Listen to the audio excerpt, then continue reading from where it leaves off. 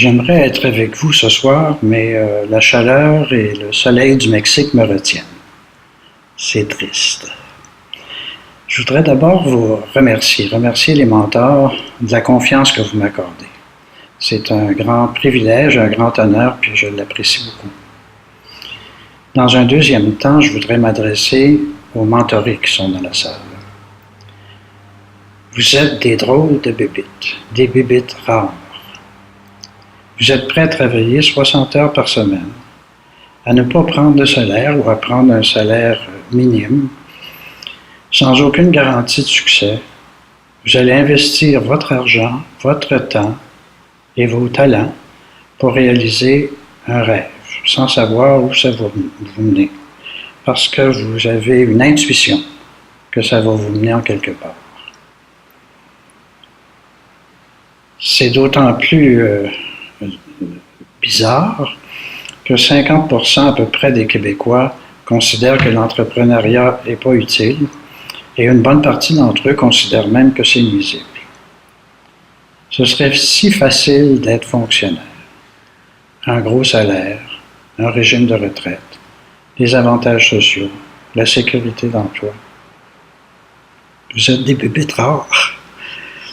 Mais nous aussi, nous l'avons été et nous sommes toujours des bébites rares. Tous les mentors qui sont dans la salle ce soir sont passés par là. Et je pense qu'il n'y a personne qui regrette ça.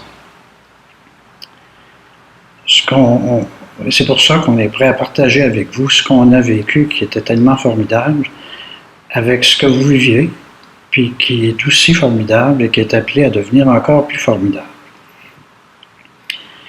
C'est pour ça qu'on parle de développer un savoir-être. C'est quoi le savoir-être entrepreneurial? Difficile à dire. Peut-être qu'un jour, un universitaire va faire une thèse là-dessus.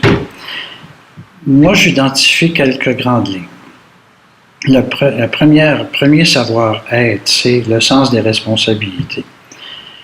Il y a des gens qui vont nous aider. Il y a des gens qui nous donnent des conseils. Mais fondamentalement, c'est nous qui prenons la décision finale. Et si nous nous trompons, nous sommes les seuls responsables de l'échec.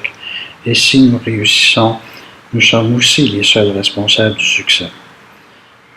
Être responsable, c'est très difficile. C'est d'assumer non seulement ce qu'on est en train de faire, mais également le travail des autres et la collaboration des autres et les faiblesses des autres aussi. Le deuxième savoir-être entrepreneurial, c'est de bâtir une clientèle. En fait, on ne bâtit pas des entreprises, on bâtit des clientèles. Ce sont les clients qui bâtissent l'entreprise. Quand on crée notre entreprise, on a toujours l'impression que ce qu'on offre est tellement génial que la clientèle va se précipiter. Mais ça arrive rarement. Et puis, les clients viennent quand ils veulent et quand ils sont prêts. Mais s'ils ne viennent pas si vite, c'est que notre idée géniale n'est pas si géniale que ça. Et il faut l'adapter à la clientèle. Pour l'adapter à la clientèle, il faut fréquenter cette clientèle-là. Il faut apprendre, derrière notre offre initiale, à découvrir des besoins émergents et chercher les moyens pour satisfaire ces besoins émergents. Et c'est ce qui devient une opportunité d'affaires intéressante. Le produit qu'on vendra dans 5 ans ne sera pas celui qu'on offre aujourd'hui. Et c'est heureux, parce que c'est ce produit-là, c'est cette offre-là qui sera géniale et qui apportera, qui réussira. Évidemment, le troisième élément dans tout ça, c'est la patience. Ça prend du temps à bâtir une entreprise, ça prend des années. Et pendant ces années-là, il faut vivre avec une situation d'insécurité. On vit avec d'autres personnes, avec un environnement, avec une famille qui n'ont pas nécessairement, des gens qui n'ont pas nécessairement notre même rêve et qui ne le partageront jamais totalement parce que nous sommes les seuls à avoir ce rêve-là.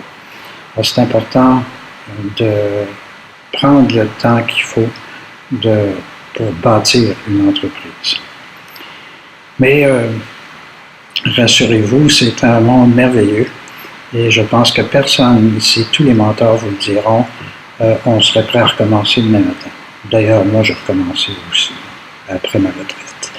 Donc, oui, c'est un monde merveilleux. Ça nous apporte deux choses. Ça nous apporte la liberté et ça nous apporte le sentiment de faire quelque chose d'utile.